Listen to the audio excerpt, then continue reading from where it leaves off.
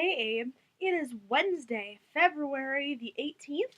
I have my watch back, and it is snowing like crazy out. I know that you're mad because you want it to be snowing there. So what do you do when you're snowed in? You read. And if you're me, there's a solid chance you're going to be reading dystopian YA. I've tried to include a good mix of books that I can strongly recommend. Not all of them are YA in the sense that they were written with young people in mind, but all of them are definitely consumable by people between the ages of 13 and 19. You'll notice that the one thing that's very much missing from this list is Divergent. That's because I haven't read it. So without any further ado, here are my top 10 dystopian YA novels. The City of Ember by John Deprue. I'm not entirely sure how to pronounce her first name. It's J-E-N. This is a really good book. I'm only putting it so low on the list because I'm not entirely certain that it counts as a dystopia.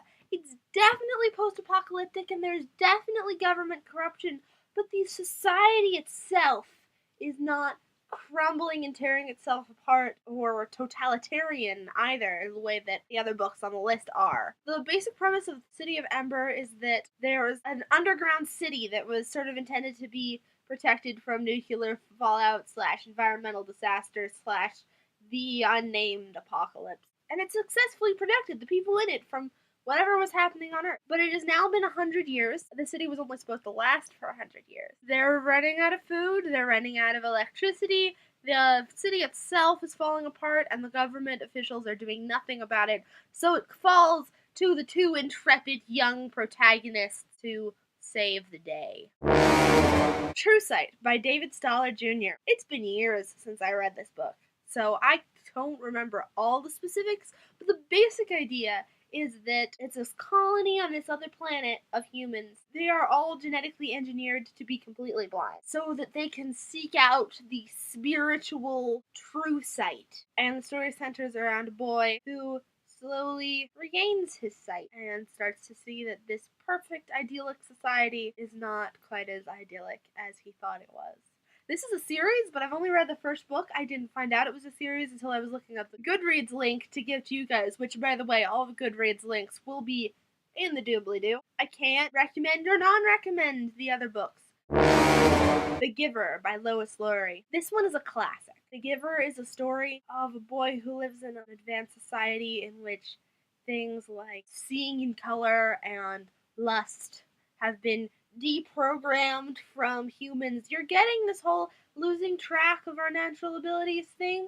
That's a theme in these. It's almost like it's a trope. Story of a young boy who's given a very special job that sort of puts him at an ability to perceive the society in a way that others don't. I feel like if I tell you what happens, like what his job is, and that's a spoiler, we're gonna make a big jump in reading level to 1984 by George Orwell. You may know him as the guy who wrote Animal Farm if you haven't read 1984, which you probably have, because a lot of people read it in high school. 1984 was written by George Orwell in 1948, and it is decidedly a commentary upon the politics of 1948.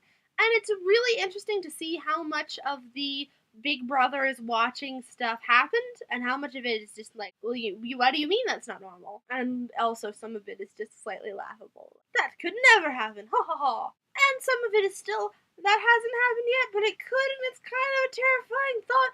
Also, it's just good writing, good story. The Hunger Games by Suzanne Collins, the dystopian novel that restarted the genre. A lot of these are fairly old, as you've noticed so far. The Hunger Games is what's made it really, really popular in the last couple of years. All of you already know what the Hunger Games is about. It's good.